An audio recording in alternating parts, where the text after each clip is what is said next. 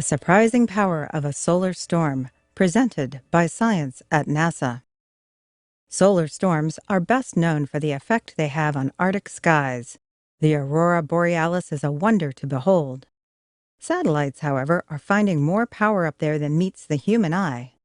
NASA-funded researchers say a flurry of solar storms from March 8th to 10th dumped enough energy in Earth's upper atmosphere to power every residence in New York City for 2 years. This was the biggest dose of heat we've received from a solar storm since 2005, says Martin Malinchak of NASA Langley Research Center. It was a big event and shows how solar activity can directly affect our planet. Malinchak is the associate principal investigator for the SABER instrument on board NASA's timed satellite.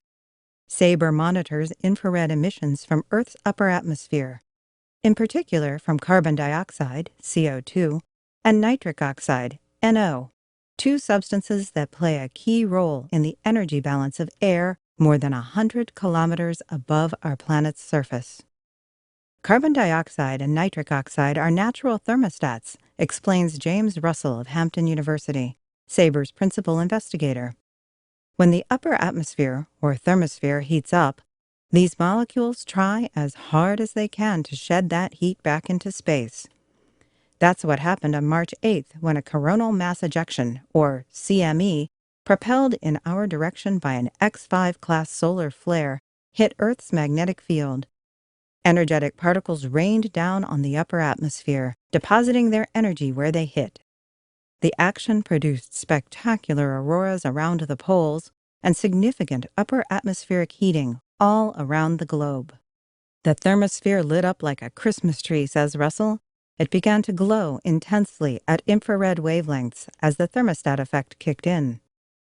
For the 3-day period, March 8th through 10th, the thermosphere absorbed 26 billion kilowatt-hours of energy.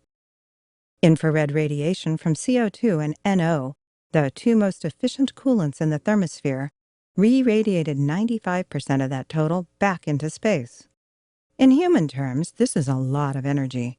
According to the New York City Mayor's office, an average New York household consumes just under 4,700 kilowatt-hours annually. This means the geomagnetic storm dumped enough energy into the atmosphere to power every home in the Big Apple for 2 years. Unfortunately, there's no practical way to harness this kind of energy, says Malinchak. It's so diffuse and out of reach high above the Earth's surface. Plus, the majority of it has been sent back into space by the action of CO2 and NO. During the heating impulse, the thermosphere puffed up like a marshmallow held over a campfire, temporarily increasing the drag on low-orbiting satellites.